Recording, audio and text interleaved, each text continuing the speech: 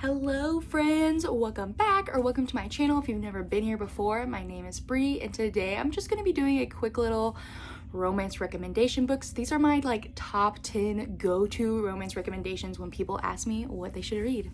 Let's get into it. So I kind of tried to do a mix of indie ones, trad ones, small town, all of my go-to when I think people need a variety. So that's where we're going with it. Honestly, there's no particular order to these romance recommendations. It's just if people ask me, I usually ask follow-up questions and then I pick one of these because they're go-to, they're 5 stars for me. I love them. So the first of my go-to romance recommendations is the Addicted Calloway Sisters series as a whole. This entire series, I love it so much. It's probably my favorite contemporary romance series, or up there tied as my favorite. The first book is a little rough. Actually, the first 2 books are a little rough because it's about Lily, who's a sex addict, and Lo, who's an alcoholic, and they're deep in the throes of their addictions and enabling each other. But the more you read through, you watch their journey and growth as characters, and then you meet Lily's siblings and all their friendship dynamics, and honestly, it's just a beautiful story of healing and growth and family.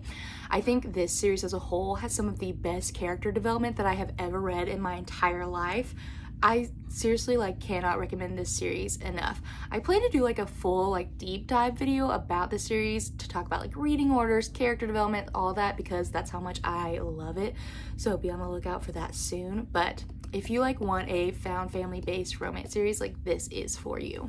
The next book I recommend is 5 Rounds by Nikki Castle. This is a MMA sports romance.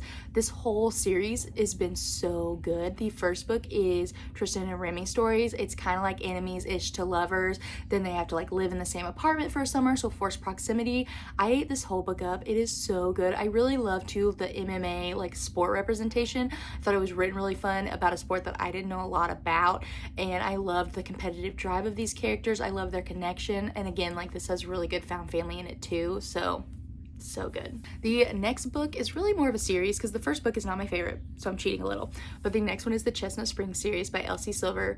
Flawless is actually a lot of people's favorite. I feel it's just not mine personally. I gave Flawless 3.5 stars, and then the rest of the series was 5 stars pretty much. I loved every other single book. So if you love small town cowboy western romances, this is it for you. I love the way Elsie Silver wrote all these characters. I love, again, the found family. That's a recurring theme for me, I feel in romance books. Just everything about this worked for me. Also, I love the original people covers. So good. My next go-to book recommendation for romance readers is Book Lovers by Emily Henry. This is my favorite Emily Henry book by far. I relate to Nora a lot as a character. I love Charlie Lastra. I love the setting of Sunshine Falls.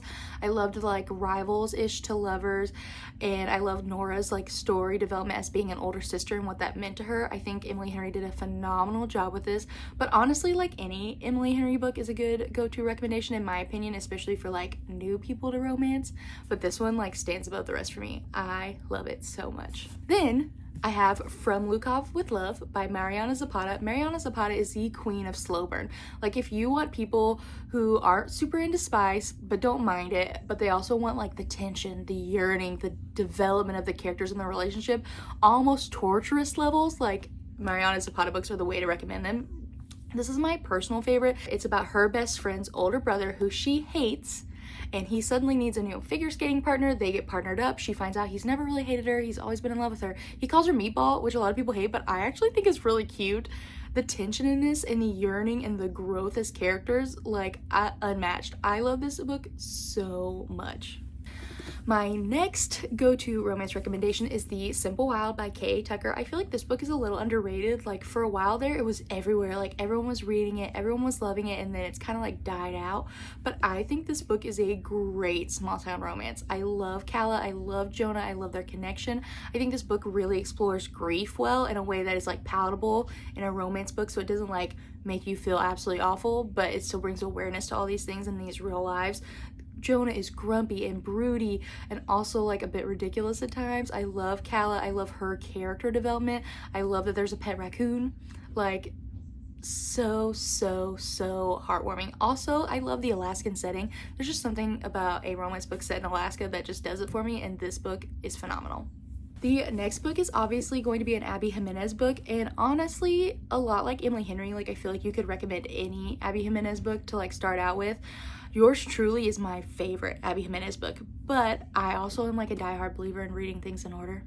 So I'm going to recommend Part of Your World, which is the first book in her like Part of Your World series, which is Part of Your World, Yours Truly, and Just for the Summer. And so I loved all three of those books. I gave them all 4 or 5 stars. This book I feel like was really well written. I thought it explored both sides of emotional and physical abuse and the nuances and differences between them. I loved that it was reverse age gap with her being older and him being younger. I did get annoyed with Alexis a little bit, but I also understood why she was the way she was. I thought that her development across the book was done phenomenally well. I love Daniel. He's great. I love the moments with his friends that were just like silly and brought a lot of levity to the story. And I just think Abby Jimenez writes such like gut-wrenching, heartwarming romances.